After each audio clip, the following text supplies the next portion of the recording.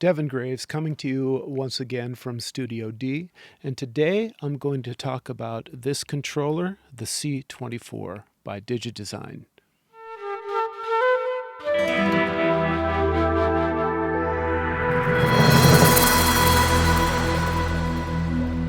I'm doing this video in response to a viewer of mine who requested a video on this console because he had just recently picked one up on the used market. The C24 is out of production, and I've been using it happily for well over a decade. And when I decided to do this video, I actually am making the video I wish somebody else had made. There's a few videos out there on this console, but none of them really scratch the surface of what this thing is really all about. And today, in a world where so many YouTubers who run studios are putting in big analog consoles, the main thing they're citing is the advantage they have is the workflow aspect. And there is nothing missing on this console, and you'll see. And I've done a lot of research on today's consoles, the Avid series, the SSL series. There's one from QCon called the Icon series. There's a lot of new, really nice controllers out there, but they are all just that. They're controllers. I have a Mackie Logic control that I'll refer to later in the video. They're very nice. They're much better than the mouse, but they don't come close to the console experience that the C24 does. So I'm going to go into that. I'm going to demonstrate every useful feature on this thing. And as you see, there's a sea of buttons and knobs on here. So it's going to be a very long video. And it's basically going to be a video owner's manual to the C24. So I hope you enjoy it. Okay, so here we have a bird's eye view of the C24. And we're going to start just with the obvious things here. We've got 24 touch-sensitive motorized faders, 24 rotary encoders. We've got our transport control here, which I really love because these are very chunky buttons. If I have to arm for record, and if I hit play, then the record is lit solid. Hit stop. I just made a small recording there. And this is super important if you're recording yourself and you're sitting here with a guitar. It's very hard to mess around with the mouse and click on the record or transport buttons. Also, same goes for the record, enable, the arm recording buttons. All of that stuff dealing with a mouse is really tedious. So, like all controllers, they all have the record, enable, and the faders. Not all of them have a transport control, so be careful about that. Even the successor to this, the S3 from Avid, which is a 16-channel fader setup, doesn't even have dedicated transport controls. They have little buttons that you can program, these soft keys, and you can program transport control onto there. But I prefer these big, chunky, analog tape recorder style buttons, and that's what the C24 has. If we look at the fader channels here, and so basically you have your mutes, you have your solos, and when you press the solo button, naturally all of the other channels are muted except for that which is soloed.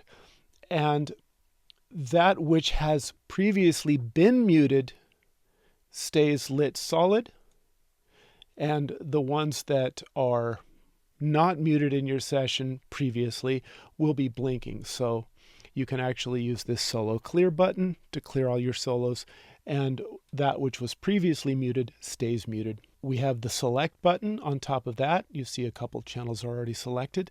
It's kind of an either or situation, but you can hold down the select button and then you can select any other channels as well. Or say, for example, if I want to select all of my drums, I hold down the first and then I can just sweep all the way across to my room mics, which is my last mic setup for my drum channels. And that brings me to another point. Up above that, we've got your input monitoring switch and your record buttons. And unfortunately, they're side by side, so you can't just sweep across and record enable all of your drums or what have you. But if you have them all selected, which you can sweep across, there's these buttons over here, which we'll get to a little bit later on, all of these button functions. But if I say due to selected, and I press record, now all of the tracks that I have selected will be recorded. Now when I press due to selected once, it's a one-time operation. So then, I have to individually deselect them. But if I press it, double click it, then it stays engaged. Conversely, you have due to all. I'll disengage due to selected. So if I due to all, I'll double click that. And I press, let's say select, it will select everything or deselect everything. And if I were to hit record, it's going to record enable all of the tracks that have an input assigned to it, an analog input assigned to it. I can either just disengage all the record functions here, or I can press the master record button, and that will turn all the recording enabled tracks to no longer record enabled. I'm going to skip these buttons for now. We're going to go up here to the rotary encoders, and in its normal default setting, the C24 is in what is called console view. And so these rotary encoders default to the pan function. You can see kick, snare, top, snare, bottom, hi-hat, toms, overheads, rooms. Then these are my buses. This is my drum bus. This is my drum room, which is a reverb for the drums, the reverb for the snare, then bass, my guitars, then my guitar verbs, my guitar delays. Then over here I have my vocals. And what's really cool about having a 24 channel fader bank is when I bank this over, it banks all 24 channels over. So I have 48 channels in this particular session, and I can bank the first 24, the second 24. And the newer controllers that are out there, they have banks of 8, and you can actually connect them and have 8 or 16, 24, 32 or even more channels if you buy enough fader packs, but they will still only bank 8 channels at a time. So if you have 100 tracks in your session, you're going to have to be banking like 10 times to get from one end to the other, whereas on the C24, I would bank 3 times to get from one side to the other. And that's a major convenience for me. And also having 24, there are no units out there that have 24 channels on them. They have 8 or they have 16. And yes, as I said, you can add more fader packs to them, but there's nothing that just comes out of the box with 24 faders on them. And this thing was really in a sweet spot when it came out. If I wanted 24 faders on a controller, I have to spend upwards of $40,000 or euros for one of the S4 consoles. And that's where there's a big gap now in the market that this used to fill, because there were always these 8-channel units. There is nothing in the market that sits where this thing did. And you had your 8 fader units, or you could have this 24-channel unit. Now this cost 10 grand when it was in production. Or you can go to 30,000 or more for the D command and the D control system, which still started at, the D command started with 8 faders, but you could add more. And that was still 20 grand for that thing with just 8. And the D control had 16, and you can add another bank of 16 for 32. And that thing cost upwards of 50 grand or more. So this one sat squarely in between the bottom end of the range and those super expensive ones. And this at 24 channels, man, this thing really punched above its weight class. This thing really got you into that big console feel with nearly all of the functionality of those much more expensive units. And although 10 grand certainly wasn't chump change, it was the only thing that sat at this price point. And to this day, now that price point is just completely vacant. You can get the 8-channel ones, or you can spend a huge fortune and get one of those S4s, S5s, or what have you. Those things are just way out of my price consideration. We're going to get back to the rotary encoders as it becomes relevant.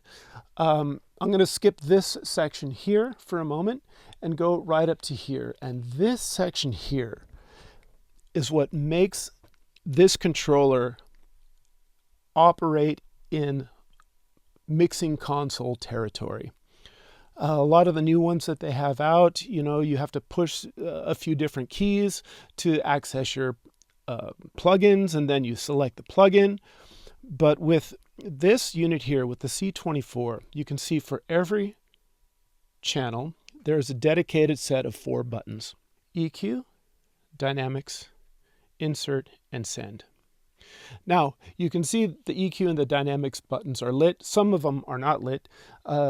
Where these buttons are lit, that means that there is an EQ or a Dynamics plugin on that channel. Also, you see some of them have inserts, which is my reverb. And the beautiful thing about this is I have an SSL channel strip on every channel in my sessions, every audio channel in my sessions. There's an SSL channel strip at least, and some tracks have additional plugins. But if I were to go, say, let's just take my bass guitar, for example, and I press EQ, now my EQ comes up on, the whole channel strip comes up here on these encoders. And you can actually custom configure where they fall. And I have actually done that to where I have, because there are actually more parameters than 24. On these modern controllers, they have only 8 rotary encoders right out of the box. So you would have only the first 8 parameters. And then that would be it. I'd have to scroll for the next parameters. And even worse, if you are using the HUI protocol, any of the controllers that use HUI, that's HUI, it stands for Human User Interface, and they have not updated that protocol since it came out more than 20 years ago. And that protocol, which my Mackie Control uses, only the first 4 parameters of any plugin becomes available no matter how many encoders you have. But here on the C24, we've got a view of all of my most used parameters, which is my low pass and high pass filters, my low, mid, and high frequencies. Then I've got the EQ bypass, I've got the phase. Then I got my compressor section here, my dynamic section, which is threshold ratio, attack, release, compressor bypass.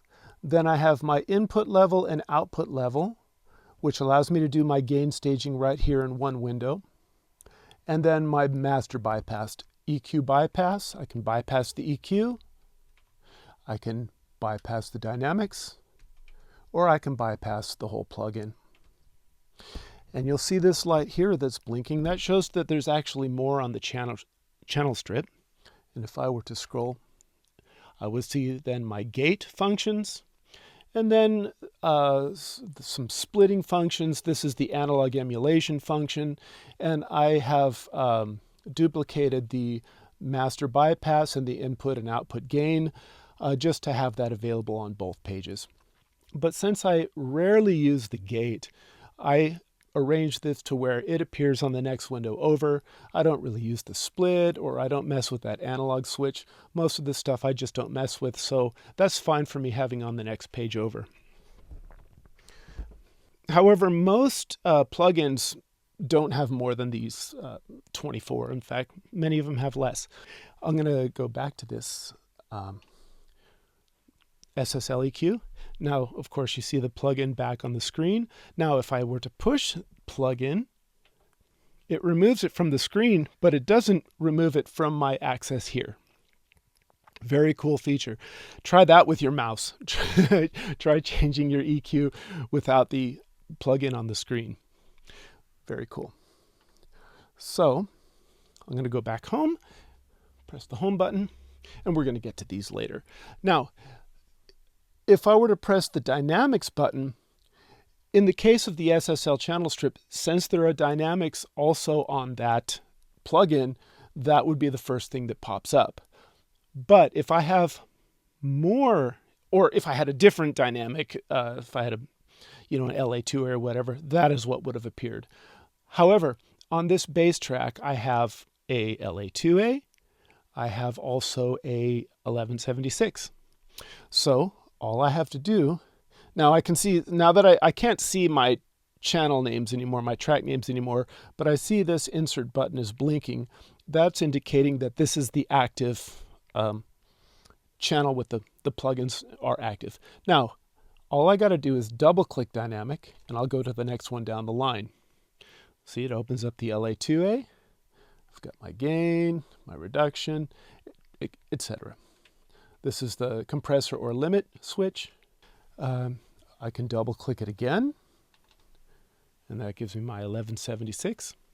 So double clicking either of these buttons will take it down to the next like type plugin in the inserts. Same goes for EQ. If I had different EQs, it would scroll through the EQs. It always starts with the one that's in the first slot, which is my SSL, and then double clicking will bring you to the second. Double clicking again will bring you to the third, and clicking it a single time will bring it back to console view. Okay, I'm going to go over here to this vocal channel because I put a different plugin here, and I really like the way this works because this speaks to having so many more knobs on the plugin than you actually have on the channels here. Now, if I go to this vocal, now you see I have the Sheps channel. And what it's showing here is only what you see here highlighted in red. It's first showing me the mic pre section, so I can control that on off, or saturation on off, what have you. Then I scroll to where it says more, and it's going to bring me, in this case it kind of jumps around just because of the way it's configured, but it brings me now to the EQ section, and everything in this EQ section is here on my scribble strips. I click it again, brings me to the de-esser. Click it again, brings me to the compressor. Click it again, and it brings me to the gate.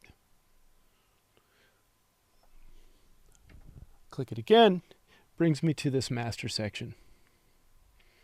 So everything is really clean. It's not this big mess where I have to search for my parameters. They really thought this out well. I didn't program it to be this way in my case. This is just how it comes out of the box. So if you're using the Sheps omnichannel, you have each module has its own scribble strip allocated to it, and that should make for much easier access.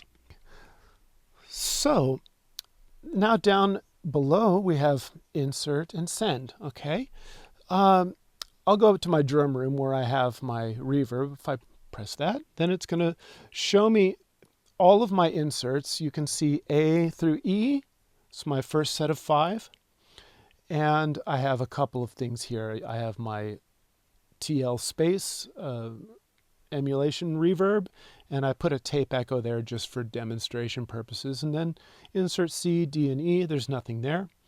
I could scroll over, and then I have my next 5 inserts, F through J, where nothing is currently residing. But if I wanted, now that I'm here,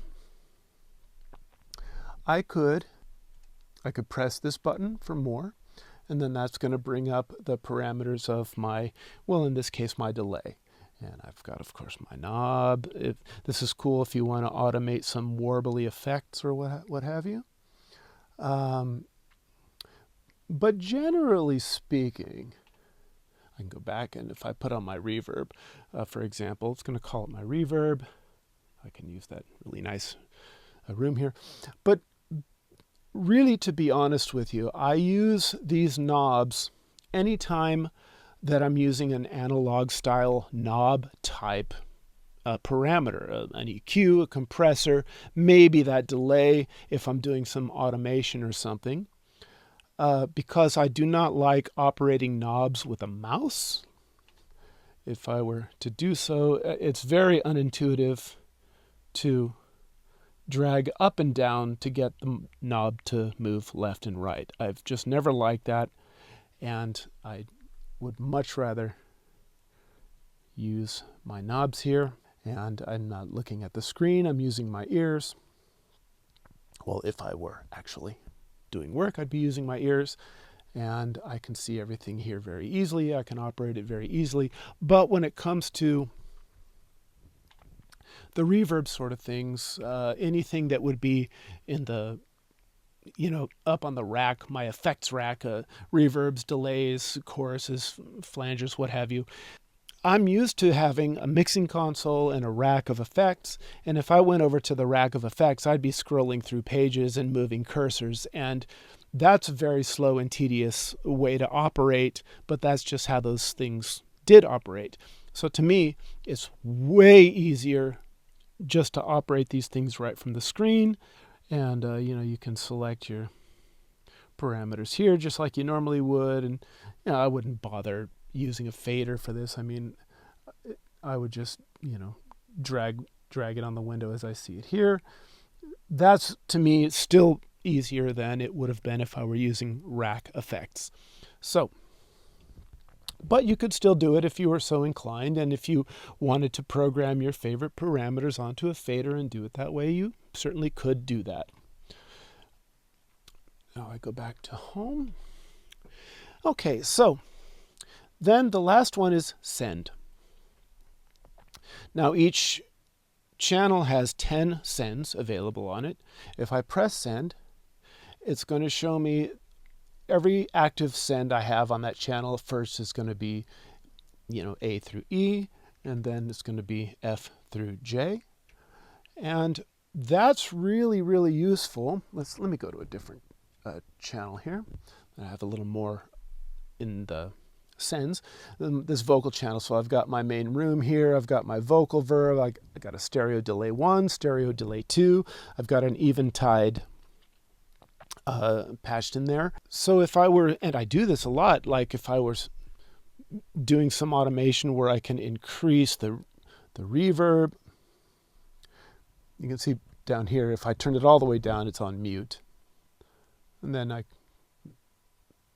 can add send level and send level. My microphone here.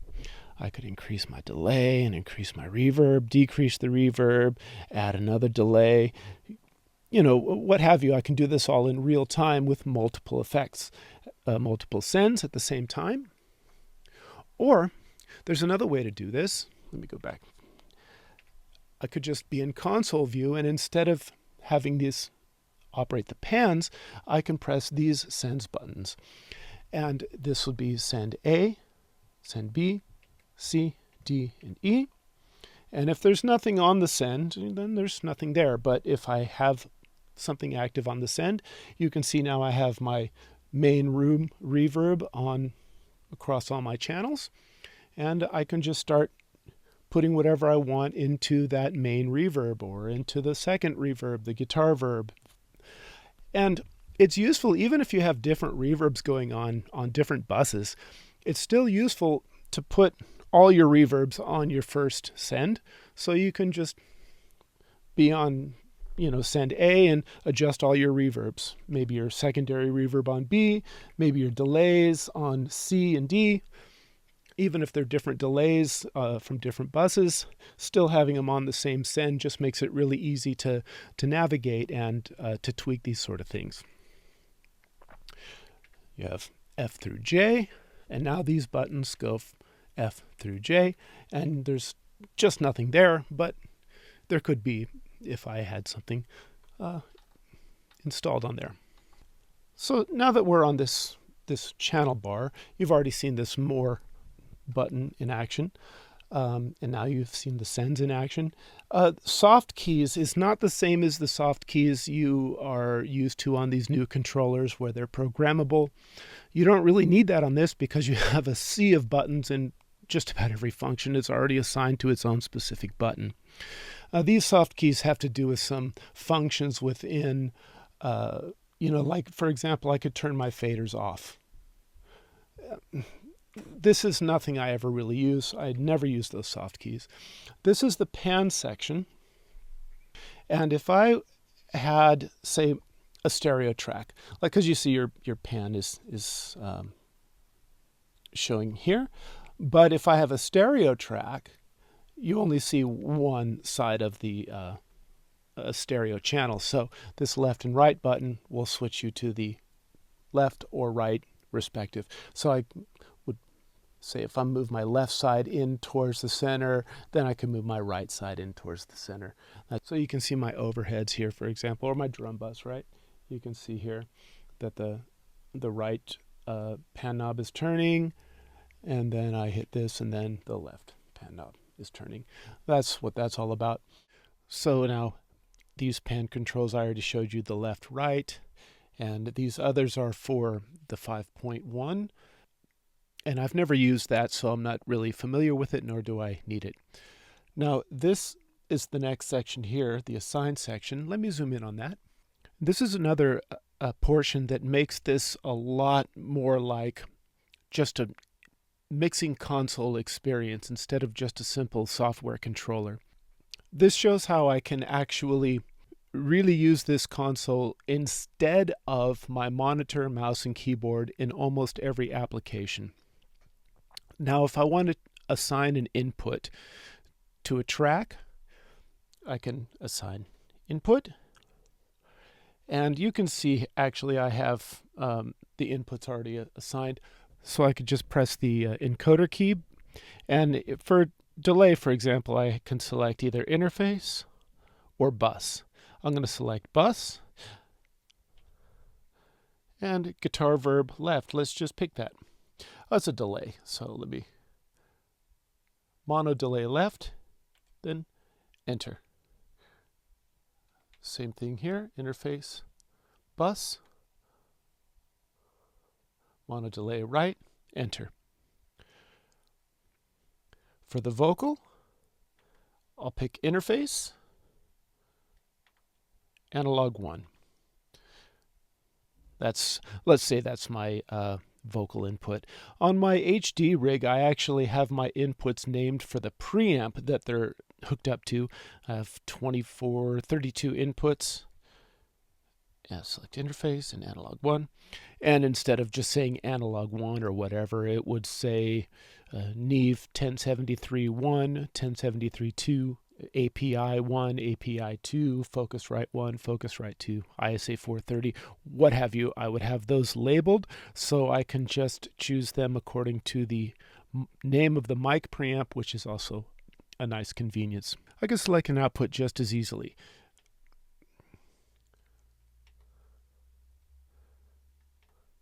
I can select an output, and as you see here, I have the drum bus assigned to my drums. Most everything goes to the main out. See, like my drum bus itself goes to the main out. My effects, all my instruments go to the main outs, but my drums go to the drum bus, as you see here. And if I could actually just hit assign, and then I could change that. I could set that to the drum stem. I could assign it to the main out or whatever you have. These are buses, so it's not going to go to the main out. It's going to go to any bus I have selected. But let me just revert it back to drum bus. And you can see where the LED is lit up here. That's approximately where you're going to find it. Drum bus. Then I could hit this encoder key. I hit assign actually, and it's done. Now all my inputs and outputs are assigned. Now these are my inserts. And this is actually the control of the inserts. This works on parameter view of the inserts. So if I were to select an insert, one of my snare verb, for example, I could select insert parameter. This one is selected and blinking, so I could just put it on parameter view. And I could put it on auto safe. This will make it to where there's no automation available. Compare is just to A/B compare your previous setting to your current setting. You can A/B between the two, and master bypass will just bypass that insert. Now we come over here to the display mode. Now that will scroll through different variations. This would be the volume setting.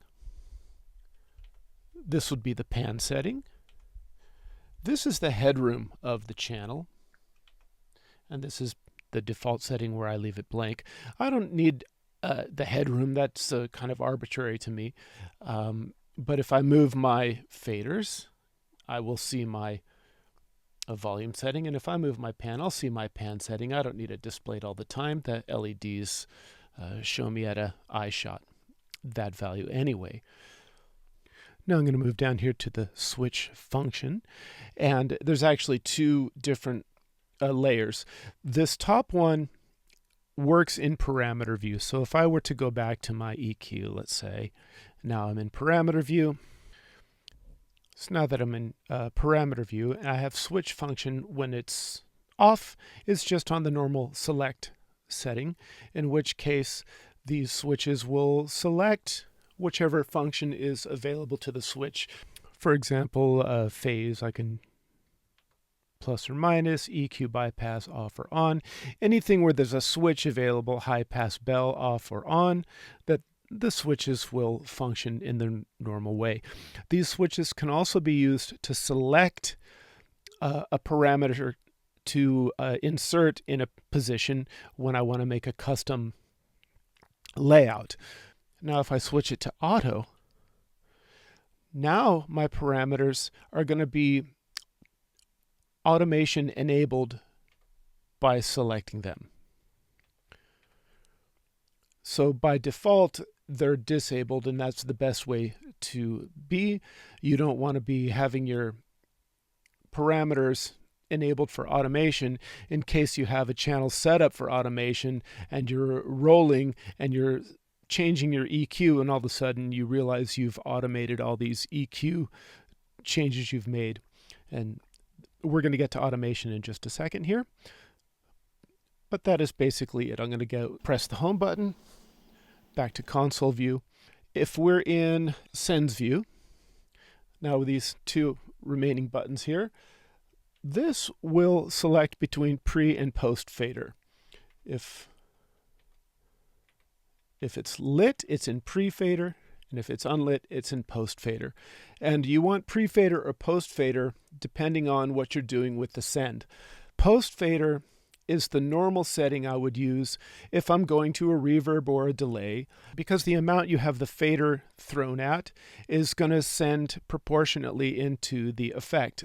Of course, you have the send level that's going to send it to the effect, but if I turn down the vocal channel, for example, that's also going to lower proportionately the amount going into the reverb. And you would want that because if it didn't do that, if I lowered the vocal, you would hear the dry vocal diminishing, but the reverb would stay just as strong as it was. So your reverb balance is going to be louder towards the reverb or quieter towards the reverb, however you set the volume setting. So a good example where you would want pre-fader is, there's two reasons you would want to do that.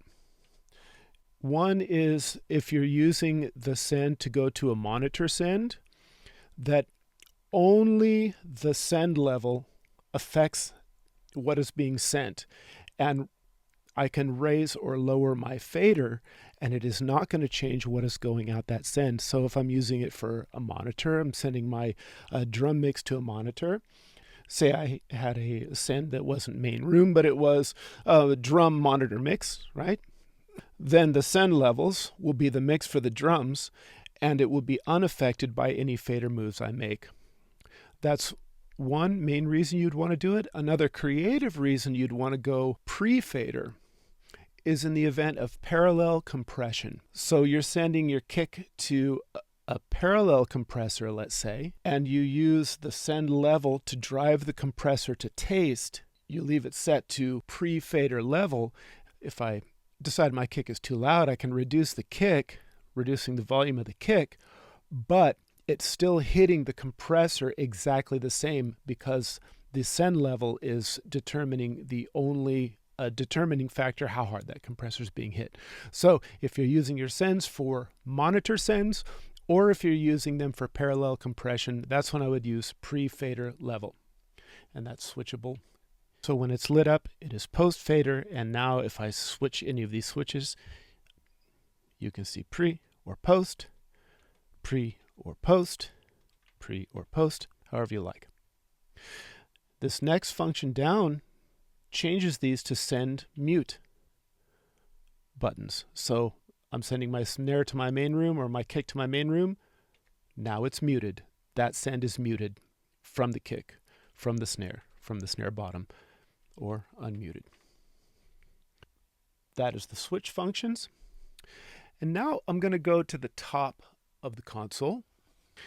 And what you see here on the top is one of my favorite features of the C24. That is an integrated meter bridge. Some controllers out there offer an optional meter bridge like the icon from QCon, which is a very nice controller, by the way. It has optional meter bridges, which are very cool. This has a meter for every channel on the console, either stereo or mono, depending. If you have a mono track going, you'll only see the left side firing up. And if you have a stereo track, you'll see both stereo sides firing up on these meters. And then over on the right-hand side, you will see the master bus output, and that is always at an eye shot. So no matter where I am banked on the console, I always have an eye shot of my stereo bus. And if I was mixing in 5.1, I would have all 6 meters for the 5 and the 0.1 all firing up, showing me my readings no matter where I am, where I'm baked on the console. And that's going to bring me to a row of switches here. We're going to go down the left-hand column of the board now. So pertaining to this meter bridge, first of all, you have here a clear clip button. You can set it to where it holds the clip or it holds the peak. And if you're at the end of a mixing session and you see a red light up on any of your meters or in your bus, you know you have a problem. You can adjust your gain, and then you can hit clear clip, and that will get rid of the red light that would have appeared up on the top. And this is a very important one. This is meters pre or post. This says meters post. So when it's lit, that means you're metering post fader, monitoring pre-fader if it's unlit. And that's really important. If you're recording, you want to be on pre-fader. That way you'll see the actual input level to the DAW displayed on the meter bridge. And so at an eye shot, when you're looking at the meter bridge, you will know how hard you're hitting the input of the DAW. When you're mixing, you can put it on post, and then you'll see the output level of the channel. So you will see if you're clipping based on how hard you're driving the faders. Okay, so these next buttons down, this is just the 48-volt phantom power for channels 1 through 8 on your first set of preamps, and channels 9 through 16 on your second set of preamps. The mic preamps here on this board I've never used. It may be a bit confusing that this thing even has mic preamps because it's not an interface, and I think that's sort of the downfall of this C24. Anybody that's using an HD rig has their own interfaces, so they would have to go from the microphone into this unit and then from the unit into the line inputs on the interface. And to me, that just makes no sense. If this were an interface and if it had a USB out and I could plug my mics in and then go from here into the DAW, that would make a lot more sense. But that's not how this works. So that's just, I would much rather see 24 rotary encoders up on top instead of this these mic preamps, or in fact these line submixer inputs here. This is the analog section of the board, not including the monitor section that I'll get to, but this stuff to me is just useless. I would rather either have saved 4 inches on the space of this unit or have another row of rotary encoders with a scribble strip down below. That would be way more valuable to me. But it is what it is. When it comes to a controller like this, one of the big selling points and advantages of having it is the ease of automation. I do not write automation in the DAW with the mouse. I actually perform all of my automation with the console. I'm just old school that way. I move my faders and I do my fader rides. I'll turn my knobs if I have to turn knobs, but automation is done on the fly, written on the console as if it were a musical instrument. And a lot of the controllers out there, you have to do a couple of keystrokes. First, you have to select automation, the automation type, and then select the channel you want to assign that to. With the C24, every channel has its own dedicated automation mode switch, which will scroll through write, touch, latch, trim. Trim is not available unless you're using Pro Tools HD.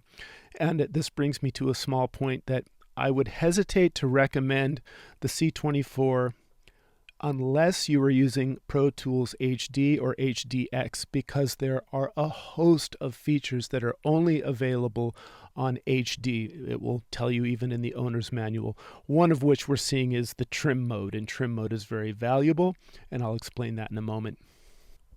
But first we see over here on the left, this is the automation enable switch, something you want to pay attention to. I always keep mine on volume and pan. You also have send level, send pan, send mute, plug-in, which I would leave out, although there is a double safe, which I showed you on the switch functions, mute, and suspend. Suspend, you push that and it suspends all automation. You saw these lights switch off. And then that also switches off read mode.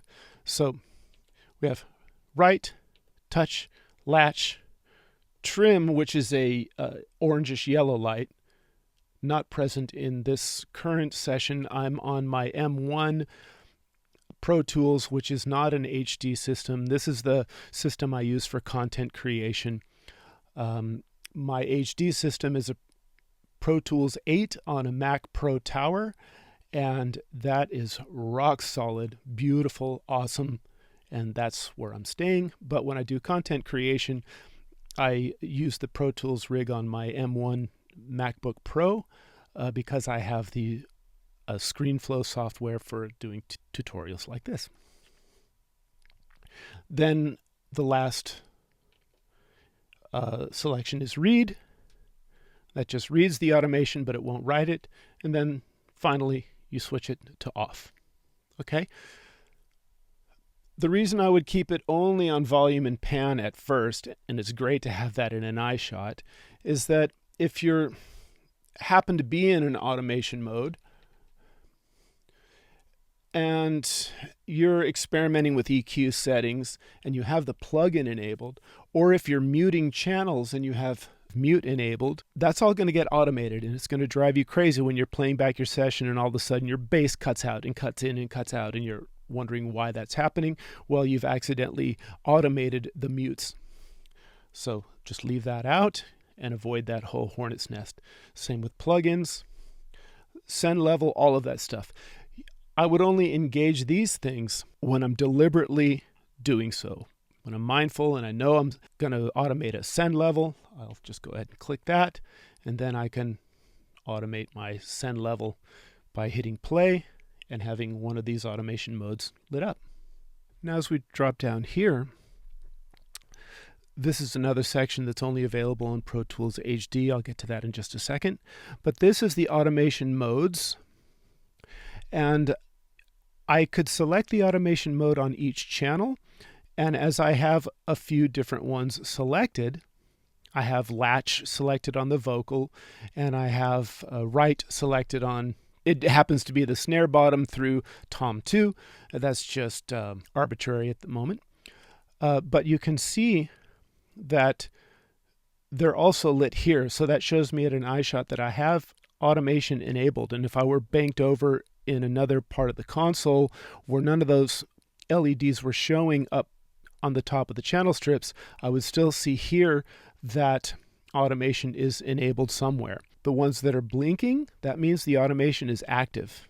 The ones that are idle, that means it's there, but it will only be active when I touch the fader. Okay, so from up here you can probably see these are blinking. And you can probably see this one is solid, and it would blink if I touch the fader.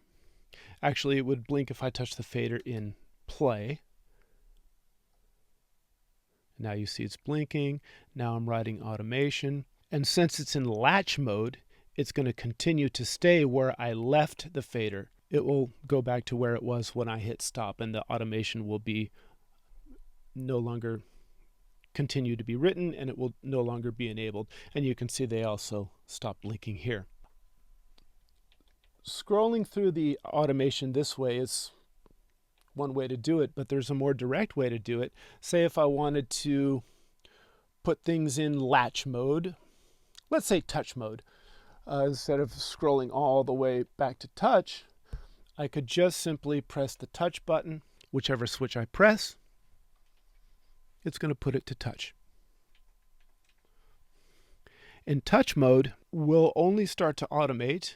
You have to be in play, and it will start to automate when I touch the fader.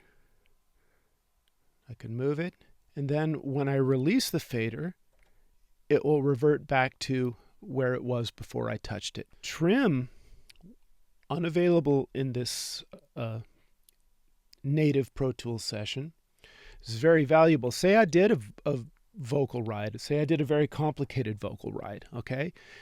And I got it just to my liking, but then later on in the mix, I realized that my vocal is too quiet. Well, I would press trim, and then I would select the channel, which isn't working here. I've already explained. It would put it in trim mode. I would see that orange light lit here on trim, plus the fader in the mix window. The fader in the mix window would also turn yellow, so it would alert me on the mix window that the faders are in trim mode. And I can press play, and I could bring up the volume. If I needed the volume louder, I can bring down the volume.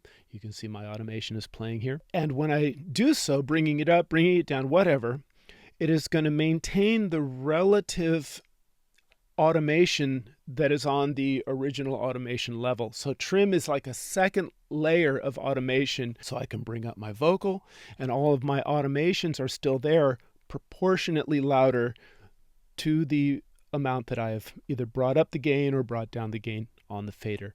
That is a very, very valuable tool. And in fact, the reason that I created a group of all my audio channels is if I'm doing a mix and I have everything balanced and everything automated and I've got all this work put into it, but I realize now I've crept up in volume and now my mix bus is overloading, I can write some automation. I would select due to all. I would put it in trim mode. For now, I'll have to just pick a different mode, latch. Now that you see they're all automated, right? All I have to do is just pick one fader, bring it down, and all of my audio tracks will be reduced by the relative amount, keeping the automation values intact. And I actually do that all the time. You can see my buses didn't move because I don't want my buses to move. This is a group of only audio tracks or conversely, I could raise them all up and keep all the relative automation in place. So trim is a very valuable tool that unfortunately is only available in Pro Tools HD. This section here, also only available in Pro Tools HD, is a real time saver. Say I did this trim. Well, I don't want to sit there and write it through the whole session, right? I can just hit play, write it for a second or two, and then press the button. This is auto write to, and then I can press the button all. And then when I hit the stop button, it will ask me to confirm my request to write that automation across the entire session. I would hit enter, and then now my new trim level is in place across the session in just a couple of seconds. Or I can, and it doesn't have to be trim, this works for any automation, and say I want to raise the vocal of the chorus, right? I can either select the chorus in the timeline, I could raise my vocal, and then write a couple seconds of automation, and then I could write it to the punch point. Or I could finish my automation pass, and I can write it to the start point. Or I can write it to the end point. Or I could write it to the next automation breakpoint.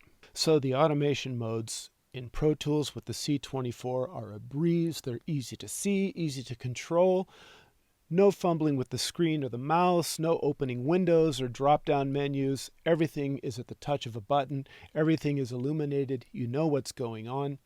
And that is really, really, really, I have never seen a controller even that exists today other than the Avid C4, C5s that cost upwards 40, 50 grand that have that kind of capability. Granted, those things are total next level. If you want to spend that kind of money, be my guest.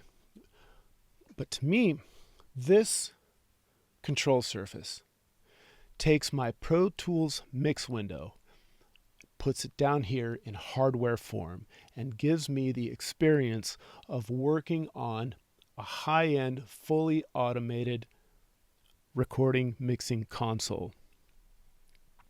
And the thing that's even better than an analog console in this case is every parameter is automatically recallable, completely, fully automatable, every parameter, and it's completely customizable. I can have as many channels as I want. I'm not stuck with the 24. I could have 48 channels, 128 channels, and I'm still sitting here in the sweet spot. This thing is big enough to where I have a big amount of workspace. I have it an eye shot. I mean, from here you can see I have everywhere from my drums, my bass, my guitars, even the effects thereof, and my first two vocal tracks. That would get me by pretty far in a mix, and then my next vocal tracks and the vocal effects, and then my soft synths, and then additional audio channels and my master fader, all on the next bank over. This session is a 48 channel session. I have a 24 track mindset. I came up on 24 track tape recorders, 24 channel mixers, and so this really puts me at home, but in a greater luxury, because in this case I've got, in just about every case, as I said, I put an SSL channel strip on every audio track. So it's like operating a digital SSL console. I mean, say what you want about analog versus digital in that respect, and that's a fair argument. That's a topic for another discussion. But if I wanted an SSL console, or at least the functionality of one, I have it here in spades. But even more than that, I can mix and match. I could have an API console just by putting API plugins in, or a Neve console. And if the debate of analog and digital is getting under your skin, let's say I'm going to have a digital console, a Sony Oxford. I have the Sony Oxford EQ and Dynamics plugins. I could put that on every channel.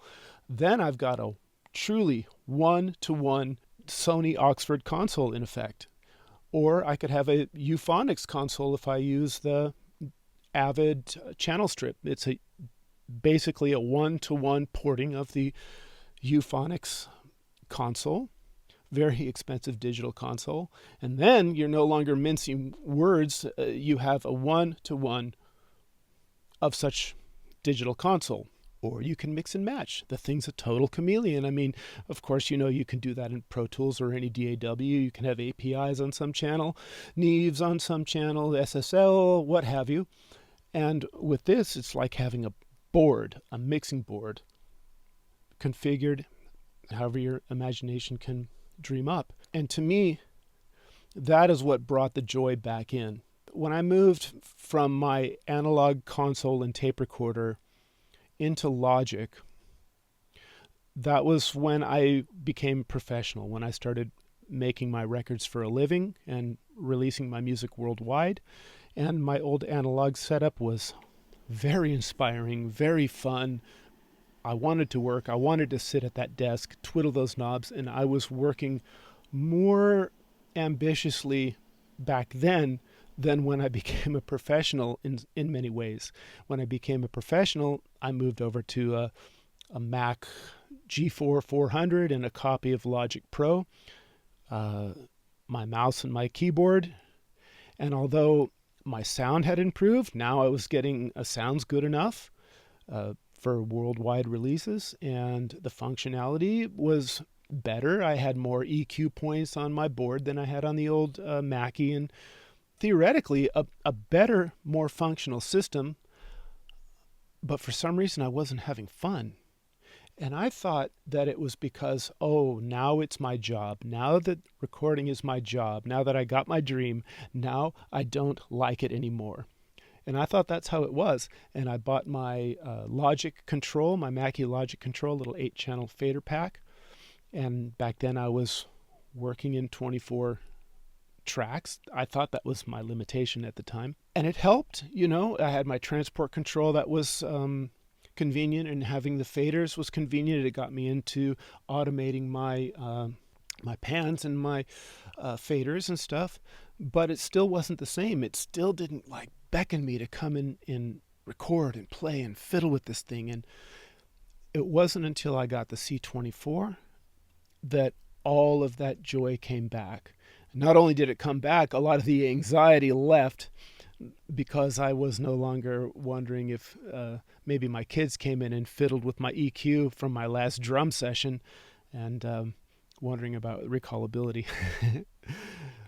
Everything is locked in place through the natural recall of a DAW, but it is here at your hands, just like it's an analog mixing board. Now I'm going to go over to this final section here, over to this right side of the board, and I'm going to be brief. So here you see the monitor section, and as I said, this is a stereo monitoring section as I used it, or you can have a 5.1.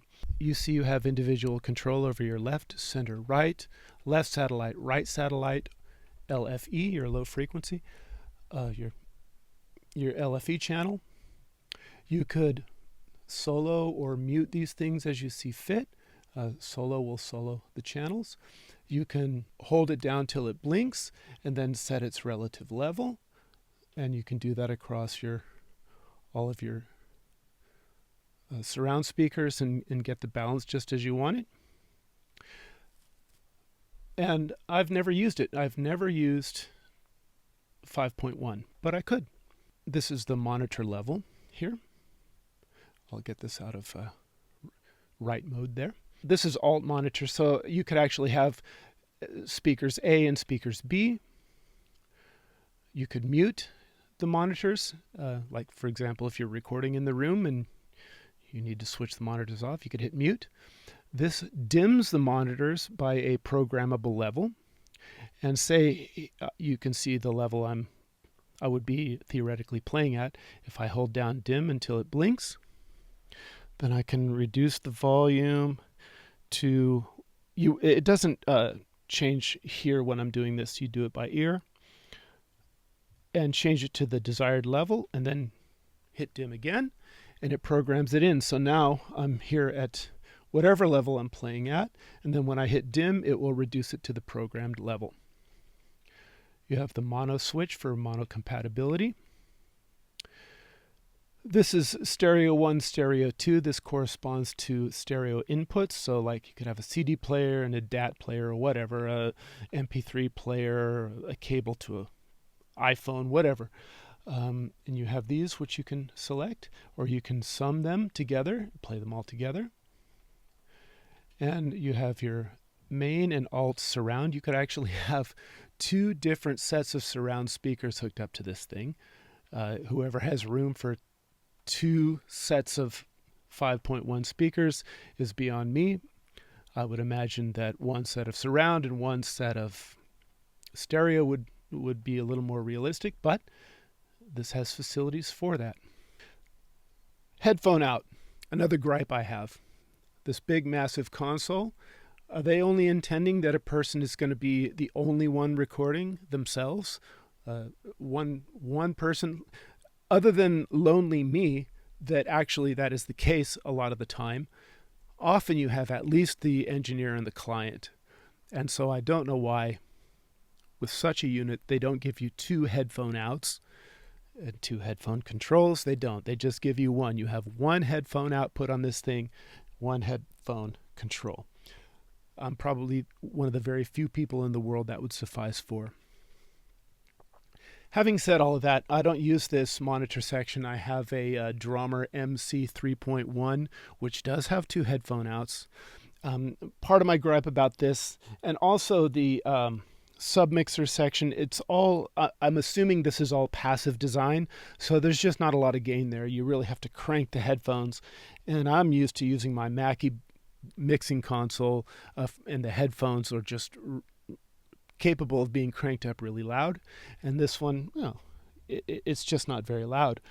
So even if I'm using my studio monitors, you have to crank this thing up substantially to get a lot of volume out. Of course, you can still make it too loud. It's still possible. It is loud way over on this end of the throw. Are you getting to your full level? Whereas on a normal controller, it's, back on the first, quarter or third of the throw is the sweet spot of the volume. Now we move down to the next section here, and you see these are sort of the modes you have available on a normal computer keyboard, but they're here as well. Here is your edit modes: shuffle, spot, slip, grid. You have the view mode, which is home. You've seen me pressing home a lot. Home just gets you out of whatever view you happen to be in on the scribble strips and puts you into console view that shows you all the channels. I won't move it, but focus just puts this on the scribble strips. Whatever the last plugin you had in focus, say if I had my EQ was the last plugin I was using, you can see here on the scribble strips, at least over at the far end of the scribble strips, that now my SSL channel strip is called up. So go back home again. Mic pre is if you have the DigiDesign 8-channel mic preamps that are digitally controllable, that those can be controlled through the Rotary encoders. Edit, this is just copy and paste, your normal copy and paste function. These are your tool selectors. Now these next buttons down, rather than having a shift key that gives an additional function to a button, each one has its own basic shift keys, as it were. Whether it's lit, giving you the bottom variety, or unlit, giving you the top options. So we have our click to my edit window. You can see I'm switching from the trim tool to the select tool, the grabber tool, the pencil tool, and the smart tool, which changes depending on whatever it's hovering above. Then you have link edit to timeline, link track to edit. Those are options. Or I go down to this layer, I have all notes off, which shuts off any MIDI notes that might be ringing out.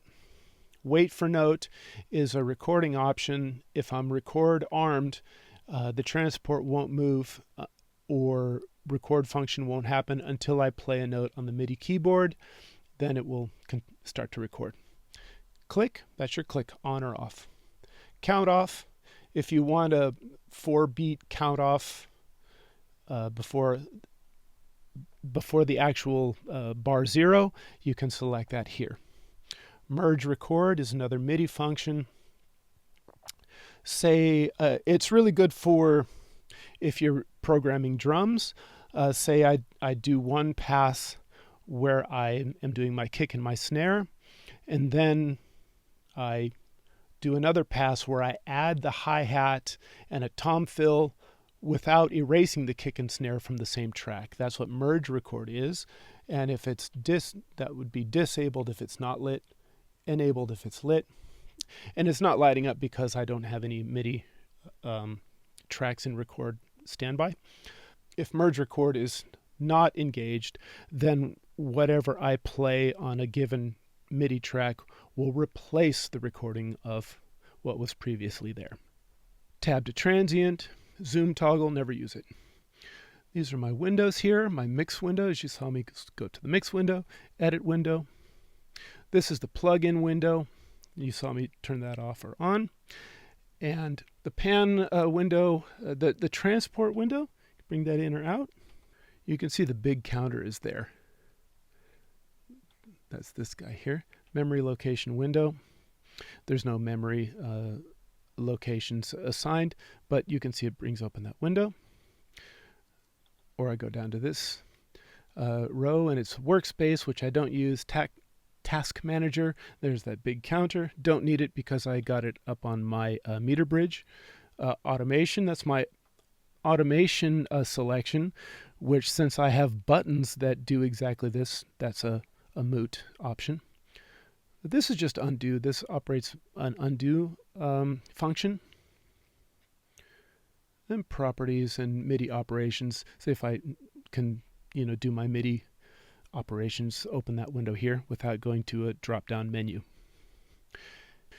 Here's the do to all, which is still, you see it blinking, so whatever I do on my mixing board is going to do to all the channels. You click it once, it's a one-time operation. Double click it and it is engaged and locked in. Or you have do to selected, so I can select whatever channels with the select buttons, and then whatever channels I have selected, the operation will be carried out to those channels. Default, I never use that. Solo clear, I've showed that if I have solo engaged on any or several channels, I can just hit solo clear instead of disengaging every single solo button. Plugin safe is, I mentioned this one earlier, this is a global plugin safe button, so if I could just push it here, then all of my plugins will be disabled for automation. Input monitor, I can turn my input monitors off if I have several of them selected on, then I can turn them off here.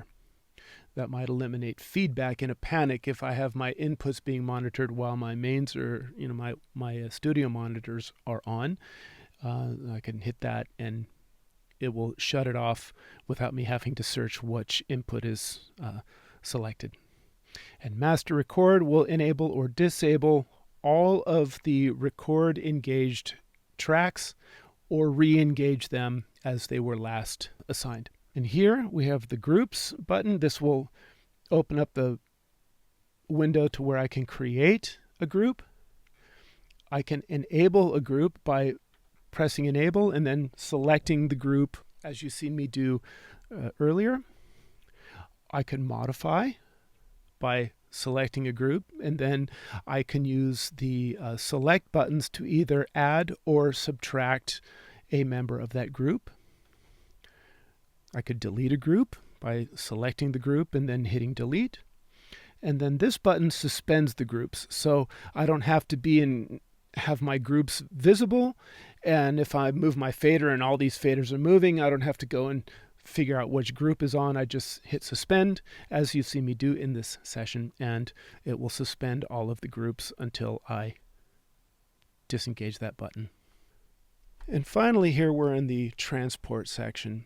You have the transport modes. Audition has something to do with when you have a certain punch-in point and you want to listen to what you've done, you can play that point back, and it's also correlates to the pre-roll and post-roll. It correlates to the mark in and mark out points and the post-roll, so it will play it back as is selected with or without the pre or post-roll. Return to 0 I use all the time. It takes you back to the very first beat of the session. Tab to transient. Online is when you're syncing some external machine to Pro Tools that will put it on or offline. Zoom presets, I had never really used that, but you can have 5 different Zoom presets that you can toggle to and from. I might get into that later. Pre-roll is, as I described, if you have a section that you want to punch in on, you can define an amount of pre-roll. It could be 1 beat, it could be 8 beats, it could be any amount that you select, and then you can engage or disengage the pre-roll. Same goes for post-roll. Mark in and mark out. Say, for example, I'm playing, right? I hit mark in. I'll let it play. Say I'm mapping out a section, and then I hit a mark out. And you can see there's my section. Now, if I were to hit below here, loop play would then loop through that section I just selected, or any selection you make. Loop record will record in a loop of said selection.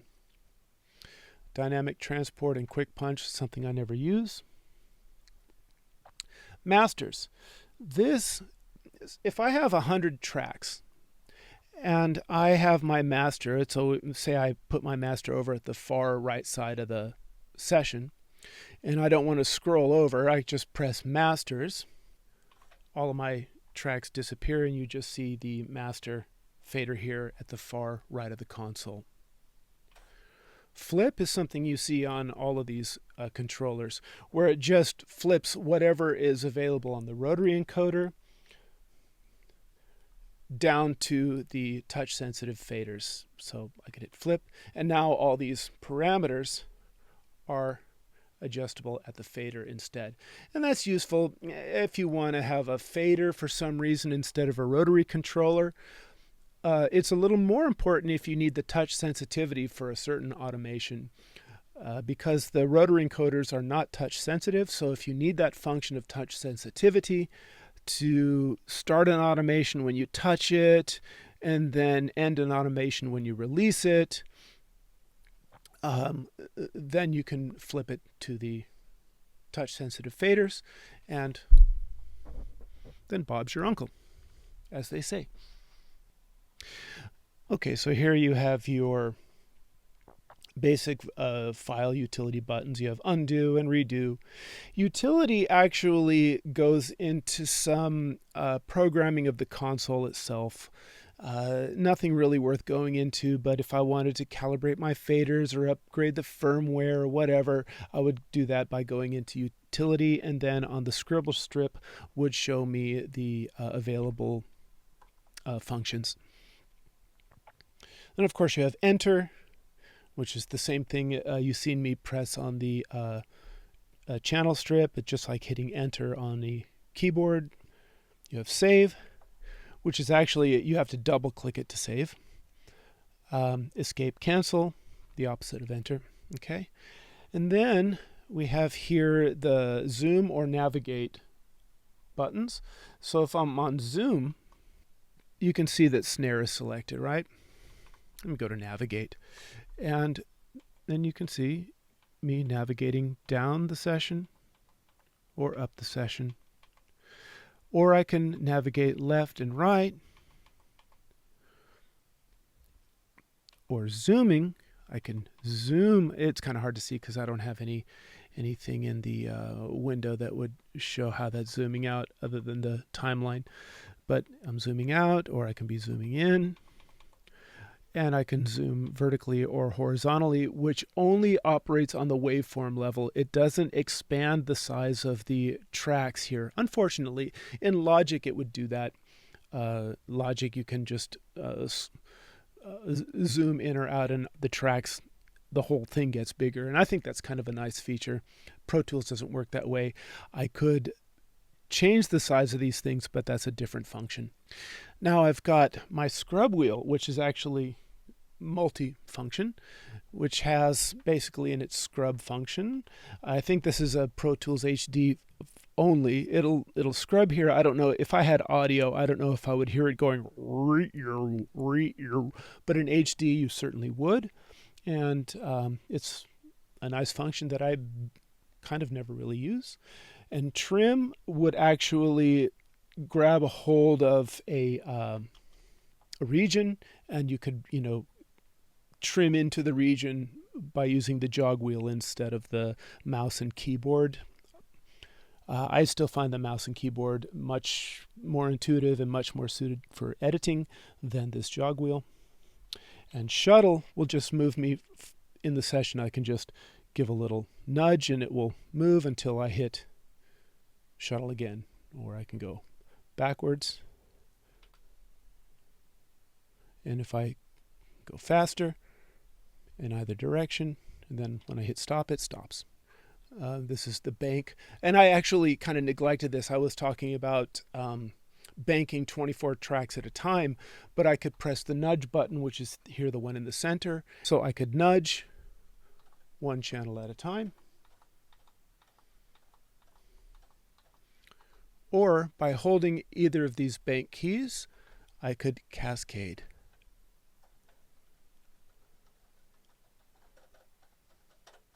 And that has its conveniences. If you're moving over 10 or 12 channels, or you want to keep certain channels still in view, you don't want to scroll past them, you can just do it this way and bank over the exact amount you want, either slowly or quickly.